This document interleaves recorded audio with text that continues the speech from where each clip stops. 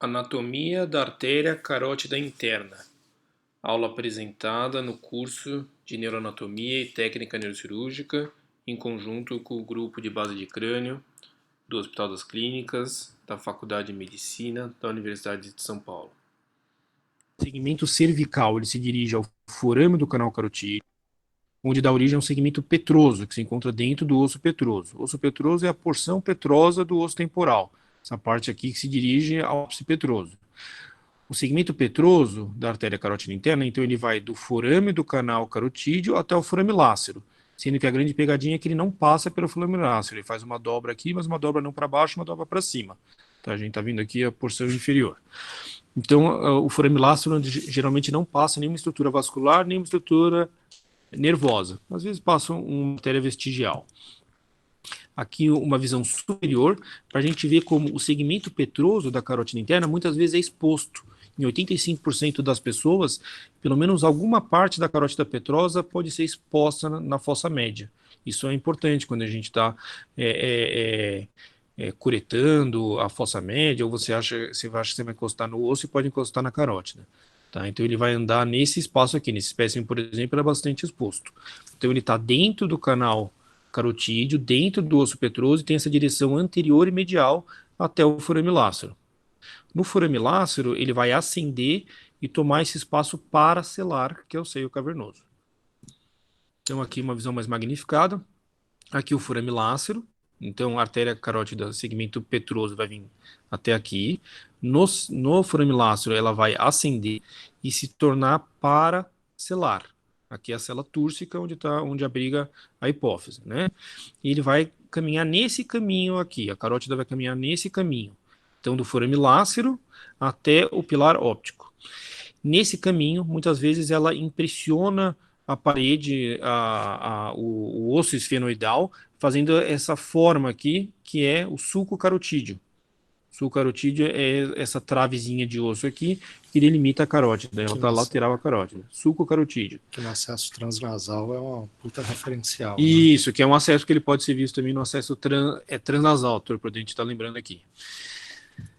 Não é uma aula exatamente sobre seio cavernoso, mas para vocês entenderem, aqui é clinoide anterior, aqui é clinoide média e aqui é clinoide posterior. Tá? A clinoide média muitas vezes é mais apagadinha, não é tão elevada, nesse espécime aqui era um pouco mais levantada. Tá? E a carótida cavernosa vai seguir esse trajeto aqui até o pilar óptico. O pilar óptico é essa travezinha de osso entre o canal óptico, medialmente, e a fissura orbitária superior, lateralmente. Vai ter outras fotos, tá? Então, essa aqui é uma visão superior do seio cavernoso, célula túrcica ao meio, abrigando a hipófise, dorso da célula túrcica, clinoides posteriores, uma de cada lado, seio cavernoso aqui recoberto por a pega de dura mater, né, parede lateral do seio cavernoso, teto do seio cavernoso abrigando aqui o terceiro nervo no meio do triângulo oculomotor. E é aqui onde vai nascer a carótida supraclinoideia ou intradural. Supraclinoideia porque se encontra acima da clinoide anterior. Tá? Ela vai nascer nesse ato aqui entre clinoide anterior, lateralmente, e segundo nervo, né, nervo óptico, medialmente. Vamos para a próxima. Esse é a imagem que todo mundo estuda, né, um corte coronal do seio cavernoso, a hipófise ao meio, ao centro, na linha média, dentro da célula túrcica, e o seio cavernoso lateralmente. O seio cavernoso, os nervos se encontram majoritariamente na parede lateral do seio cavernoso, terceiro acima, quarto, V1 e V2. É uma discussão se V2 está dentro do seio cavernoso ou não, ele se encontra no limite inferior do seio cavernoso, eu diria, tá? Mas os nervos que com certeza fazem parte da parede lateral do seio cavernoso é o terceiro, o quarto e o sexto. E quem está dentro do seio cavernoso? A carótida interna, segmento cavernoso da carótida interna, o grande protagonista, e entre a carótida interna e V1 se encontra o sexto nervo, nervo abducente, sexto nervo. Então, a grande pergunta de prova é qual nervo craniano não está na parede lateral do seio cavernoso? É o sexto nervo, nervo abducente. Se encontra entre a carótida e o V1, né, nervo oftálmico. Então vamos dissecar aqui o seio cavernoso, eu tirei a membrana externa e aqui a membrana interna. Eu fiz um peeling da fossa média, vocês conseguem ver aqui que eu tirei essa folha da dura mater, tá? É um procedimento que pode ser feito aí na base de crânio para se expor o trigêmeo aí e o seio cavernoso.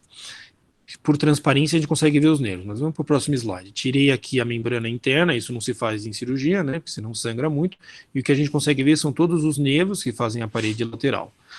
Começando por cima, o segundo nervo está acima da clinoide anterior, do esporão ósseo, então não faz parte do seio cavernoso. Carótida intradural emergindo aqui, ou supraclinoideia. Clinoide de novo. Parede lateral do seio cavernoso que foi aberta, os nervos que fazem parte da parede lateral. Terceiro nervo faz parte da parede lateral, mas ele adentra pelo teto do seio cavernoso, no centro do triângulo óculo-motor. Adentra o seio cavernoso e se dirige até a fissura orbitária superior. Quarto nervo entra também no teto do seio cavernoso, no seu vértex mais lateral e posterior, nervo troclear, e se dirige também à fissura orbitária superior. E o terceiro e o quinto nervo aqui, o nervo trigêmeo, né, gânglio de Gasser, com suas três divisões, V1, V2, V3, V1 para a fissura orbitária superior, V2 para forame redondo, V3 para forame oval. Aqui a artéria meningéia média no forame espinhoso. Aqui, nervo petroso superficial maior, GSPN. Tá? Depois a gente vai comentar isso aqui também. O que a gente vai fazer? A gente quer mostrar o que está dentro do seio cavernoso, porque a gente vai buscar da carótida, essa aula mais sobre a carótida.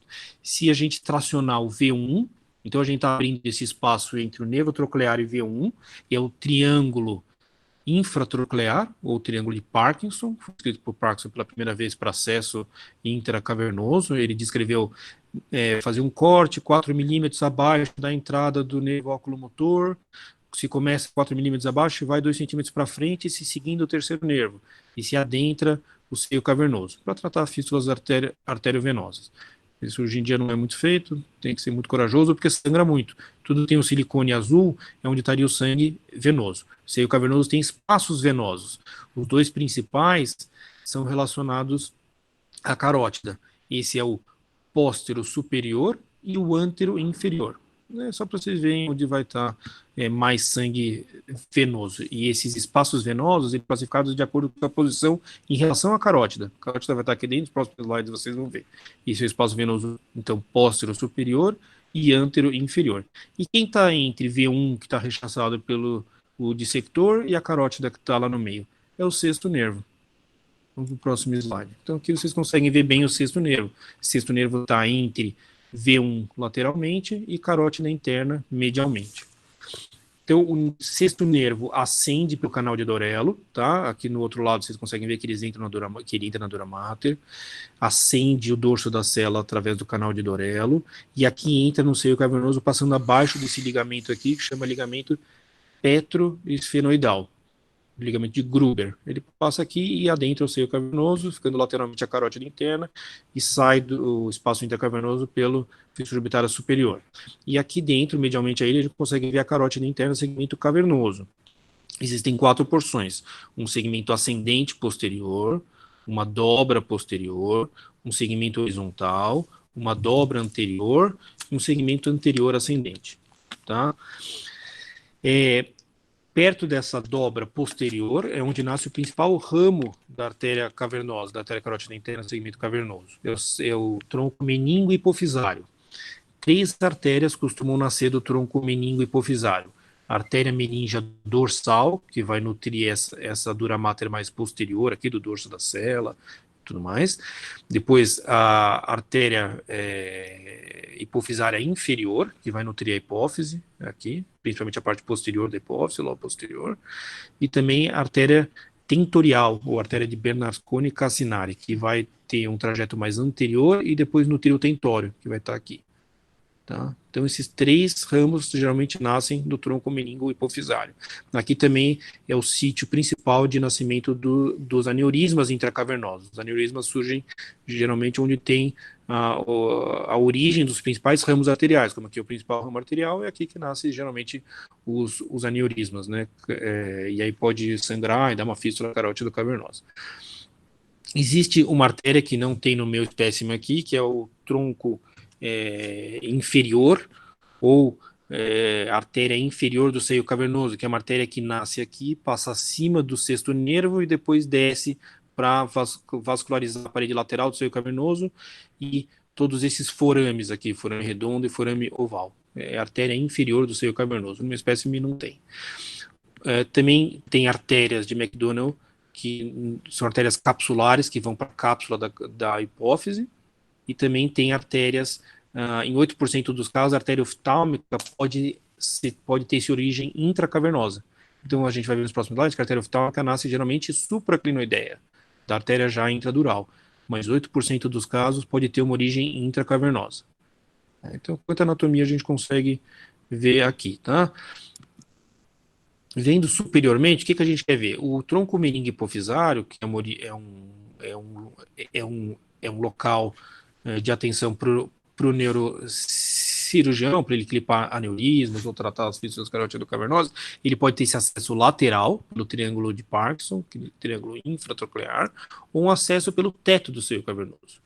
O teto do seio cavernoso, ele tem dois triângulos. Aqui é o triângulo posterior, que é o triângulo oculomotor, tá? Feito aqui por esses três ligamentos, ligamento petroclinoideu anterior, petroclinoideu posterior e intraclinoideu, esses três, e no centro o triângulo, o nervo oculomotor, e o triângulo clinoideu que está à frente, que está abaixo da clinoide anterior. A gente vai mostrar nos próximos slides. O que eu quero mostrar aqui? Se aberta a dura mater do triângulo oculomotor, o tronco meningo hipofisário pode ser acessado pelo teto do seio cavernoso.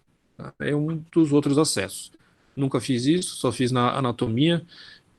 Infelizmente não tive a chance. Você já viu o produto que fez Não, isso? nunca vi. Não, nunca vi. Mas é um espaço, é um acesso possível, né? Como aqui tem bastante sangue venoso, medialmente ao terceiro nervo, tem aquele espaço venoso póstero superior. Então aqui se tem espaço para trabalhar no tronco meningo hipofisário. Nunca se vai lateralmente ao terceiro nervo, porque o espaço venoso é pequeno. Desculpa, teoricamente esse é o triângulo que você abre para ter acesso à clinoide posterior e drilar, fazer a drilagem intracavernosa para controle proximal de aneurisma de basilar. O acesso transcavernoso, que o Dr. Prudente ele está dizendo, o acesso transcavernoso ele se baseia em tirar a clinoide anterior e depois que ele tirar a clinoide posterior, Exato. drilar essas duas clinoides.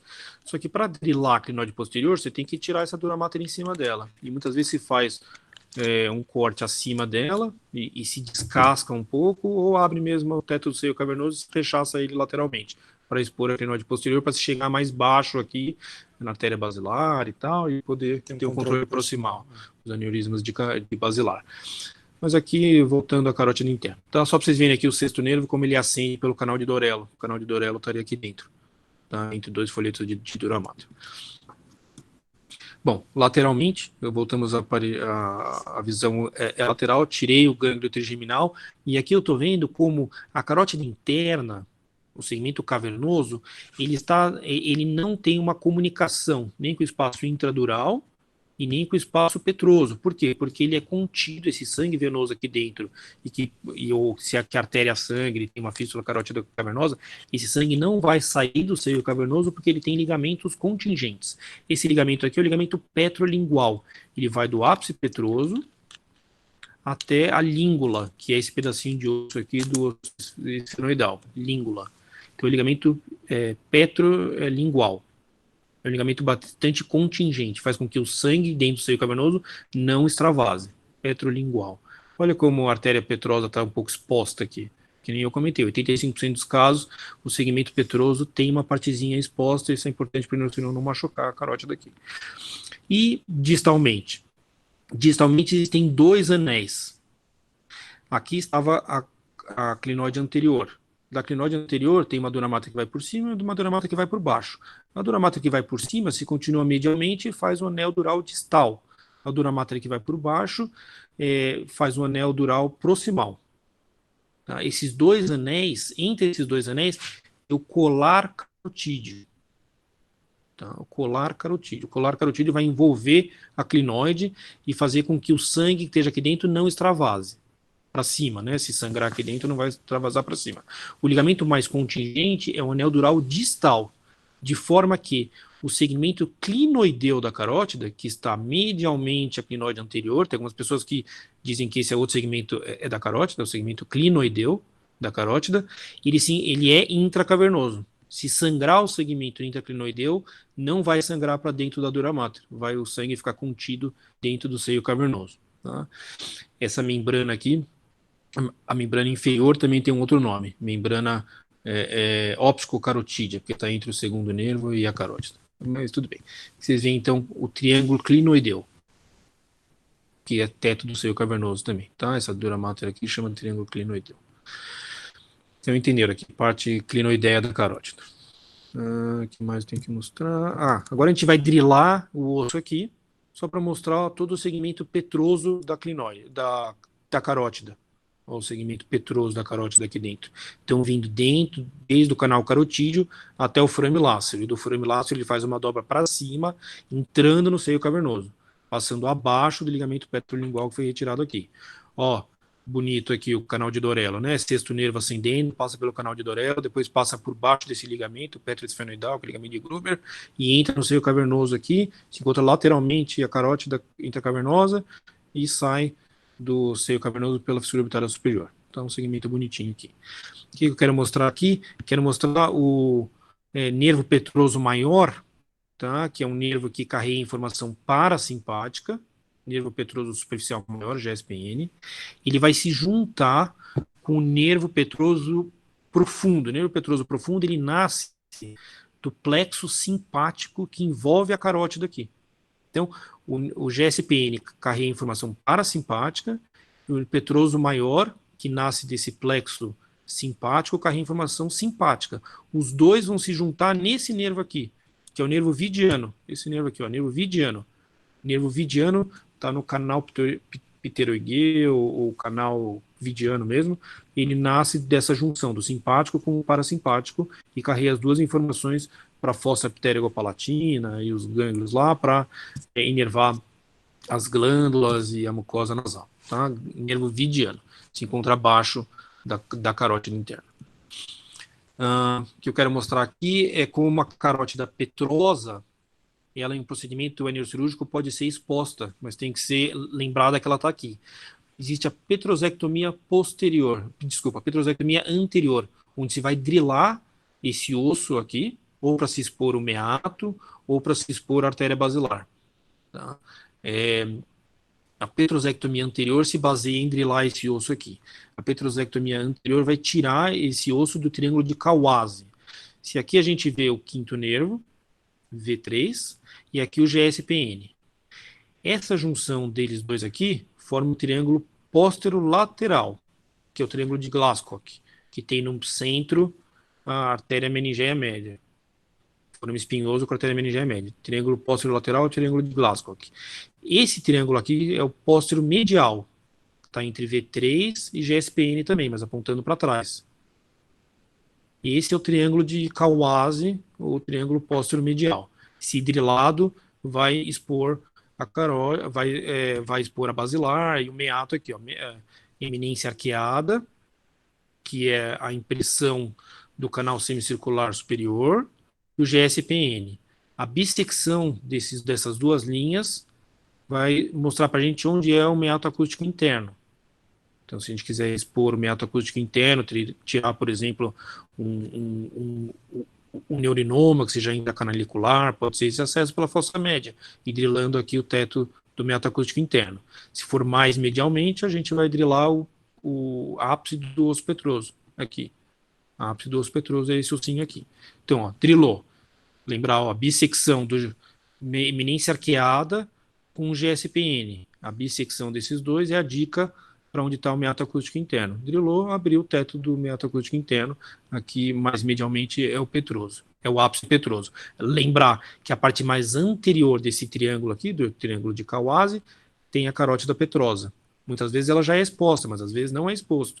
Tem que lembrar para não drilar em cima da carótida. Tá? Aqui a cóclea, tá? Nesse ângulo também entre o meato acústico interno e o GSPN. Aqui a cóclea. Não é aula sobre isso, mas só para vocês verem. Bom, segmento intradural. O segmento intradural ele vai nascer, então, sobre a clinoide anterior.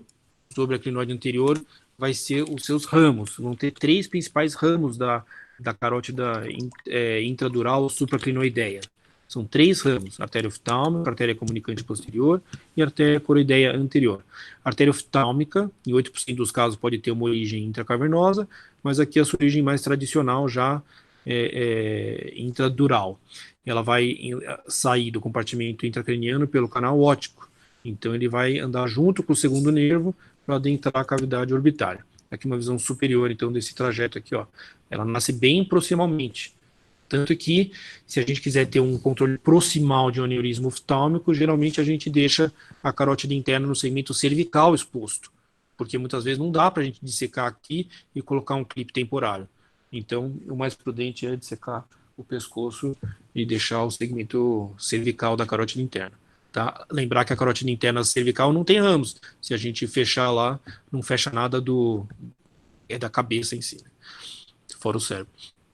Bom, outros ramos, vamos ver como se fosse uma cirurgia, já que são mais distais. Então, vocês são todos neurocirurgiões, uma incisão pterional, craniotomia pterional, abriu aqui, lobo temporal para baixo, lobo frontal para cima, abriu a fissura silviana, e vamos seguindo a artéria cerebral média até a bifurcação da carótida interna. Artéria carótida interna, segmento supracrinoideu, bifurcando em artéria cerebral anterior, artéria cerebral média. Magnificado. Então, 3 principais ramos da artéria supracrinoideia. Aqui é a clinoide anterior. 3 principais ramos. Primeiro, já comentamos, a artéria oftálmica, que não dá para ver aqui, mas ela está embaixo do segundo nervo. Depois a artéria comunicante posterior e a artéria coroideia anterior. Lembrar dessa sintopia, dessa proximidade anatômica aqui da artéria comunicante posterior com o terceiro nervo. Por isso que aneurisma da artéria comunicante posterior cursam com paralisia do terceiro nervo. Tá? Então, lembrar dessa proximidade aqui, dessa comunicação. Tá? E a artéria coroideia anterior. Depois a bifurcação. Essa é uma visão pterional, transsilviana. Essa aqui já é uma visão temporopolar, pode ser vista na craniotomia pré-temporal, por exemplo, temporopolar. Como muda um pouquinho a visão, isso muda às vezes para a colocação de um clipe de aneurisma. Tudo que importa é o ângulo de ataque, né? Então, se ele tiver numa posição diferente, o neurocirurgião pode optar por essa visão mais temporopolar. Então, aqui a gente vê a carótida interna, segmento supracrinoideu. Aqui, comunicante posterior, como passa próximo ao tentório mesmo, se dirigindo à cerebral posterior. Ela marca a divisão de P1 para P2, artéria comunicante posterior, e artéria coroideia anterior. E são todos ramos lentículos estriados. Todos esses raminhos pequenos, eles estão adentrando a substância perfurada anterior, e são lentículos estriados, porque eles vão nutrir o lentiforme, o estriado e a cápsula interna. A gente vai comentar sobre isso também. Aqui uma visão mais magnificada aqui da visão temporopolar, como a artéria comunicante posterior é próxima ao terceiro nervo. Corpo mamilar, só para mostrar que ele se encontra medialmente a isso. E uma visão subtemporal. A visão subtemporal também é uma possibilidade para se ver esses ramos arteriais. Aqui é uma visão mais subtemporal. Então, como o ângulo muda um pouquinho. Então, a comunicante posterior se dirigindo à cerebral posterior. Aqui P2, já que é distalmente a comunicante posterior. Olha como o terceiro nervo é próximo. E sempre no acesso subtemporal, lembrar do quarto nervo. Olha o quarto nervo aqui, nervo troclear. O nervo troclear vai adentrar o teto do seio cavernoso nesse ângulo mais posterolateral. Olha o quarto nervo aqui, nervo troclear. É um nervo bem delgado, bem pequeno, e se não for lembrado, pode ser machucado mesmo. Bom, polígono de Willis, quando chega lá em cima, a circulação carotídea se mistura com a circulação vértebro-basilar pelas artérias comunicantes posterior, uma de cada lado, e a artéria comunicante anterior, uma única à frente. O que eu quero mostrar do polígono de Willis? O que é uma circulação fetal e o que é uma circulação normal. Esse espécime aqui foi muito interessante, porque desse lado direito, por exemplo, aqui, é uma circulação normal. O que é uma circulação normal? É onde o calibre, né, o diâmetro da artéria cerebral, da artéria comunicante posterior, é menor do que o calibre de P1. Então, o normal é P1 ser mais calibroso do que comunicante posterior, de forma que P2 é nutrida por P1. Esse é o normal. Esse outro lado aqui já é o padrão fetal, onde o diâmetro de comunicante posterior é maior do que P1, de forma que P2 é nutrida pela comunicante posterior e não por P1. Então, padrão fetal desse lado, padrão normal do outro lado. Foi um espécime interessante aqui, foi legal. O que eu quero mostrar aqui da carótida interna, com os seus ramos principais, né? Que a gente consegue ver a comunicante posterior, e aqui a gente não consegue ver a coroideia, a gente vai ver nas próximas slides. Mas o que eu quero mostrar aqui é as lentículas estriadas, que são ramos da carótida, desses ramos mais do topo da carótida, mas também de N1 e A1, e eles vão adentrar a substância perfurada anterior e nutrir lentiforme, estriado e cápsula interna. Existe um padrão de divisão das lentículas estriadas, então esse é um padrão de divisão aí do professor Holton, mas acredito que tem outros. Ele pega o nervo olfatório, as duas estrias olfatórias, e divide lentículas estriadas laterais e lentículas estriadas mediais. As mediais iriam mais para o braço posterior da cápsula interna, então são mais eloquentes, e as laterais iriam mais para o putamen, cabeça do caudado, e braço anterior da cápsula interna, seriam um pouco menos eloquentes no sentido motor. Isso aí. Então aqui a substância é perfurada anterior adentrada por todos esses lentículos estriados, que podem ser ramo da bifurcação da carótida, e aqui uma visão posterior, então aqui ó, a bifurcação é da carótida, aqui eu quero mostrar a coroideia. A coroideia é um dos ramos principais da carótida supraclinoideia, e ela tem dois trajetos. O primeiro trajeto é um trajeto medial, o trajeto cisternal é um trajeto que se dirige para medial. E depois ela se arqueia para lateralmente, ela se dobra lateralmente e adentra o corno temporal do ventrículo lateral, atravessando o ponto coroideu inferior, que está atrás da cabeça do hipocampo. Então ele vai adentrar o corno temporal do ventrículo lateral e nutrir o plexo coroide. Então algumas pessoas falam, pode fechar a artéria coroideia? Pode, mas não seu componente cisternal, e sim seu componente ventricular, que tudo bem ter menos vascularização, ter menos nutrição do plexo coroide. Mas se você fecha esse segmento cisternal, você pode fechar essas lentículas estriadas que vão nutrir a cápsula interna e a pessoa pode sair com uma hemiparesia. Tá? Esse aqui, acho que é o último slide, só para mostrar. A hipofisária superior, deixa eu ver se eu tinha uma hipofisária superior aqui. Aqui, hipofisária superior, olha aqui, ó. A hipofisária superior, ela pode nascer, ela nasce, né, da carótida supraclinoideia também, e se dirige medialmente para nutrir a parte anterior da hipófise, tá? Então lembrar disso nas cirurgias também, hipofisária superior. E a última que eu quero mostrar aqui é a bifurcação. Final da aula, chegamos na bifurcação, artérias carótida interna, segmento supraclinoideu ou intradural, se bifurca em A1, se dirige medialmente sobre o quiasma óptico, e M1, que se dirige abaixo da substância perfurada anterior. É isso aí, gente. Obrigado. Alguma dúvida? Posso mostrar algum slide de novo, se alguém tiver alguma dúvida? Falei demais aí, Vinícius? Não, foi ótima aula, Ivas, excelente. Vamos abrir aí para algumas perguntas, quem tiver dúvidas. E a Mac? É bastante informação, mas é uma aula que serve para todo mundo, né? Cirurgiões vasculares, base de crânio, tumores, né? Anatomia sempre serve para todo mundo. Ah, com certeza. Então, a aula foi excelente aí. Se ninguém tiver dúvida, a gente vai encerrar. E só agradecer a sua participação. Realmente isso é muito didático, tem imagens excelentes e sabe bastante de neuroanatomia, né? Então, muito obrigado aí por contribuir aí, compartilhar o conhecimento conosco. Da base de crânio, e convidar mais, eu estou sempre aqui à disposição. Prudente. Eu queria ver as próximas aulas. Prudente, quer falar alguma coisa? Então, eu queria agradecer também o Dr. Ribas aqui, excelente aula mesmo, acho que bota no lugar alguns pontos da anatomia, né, que às vezes a gente acaba estudando no varejo, né?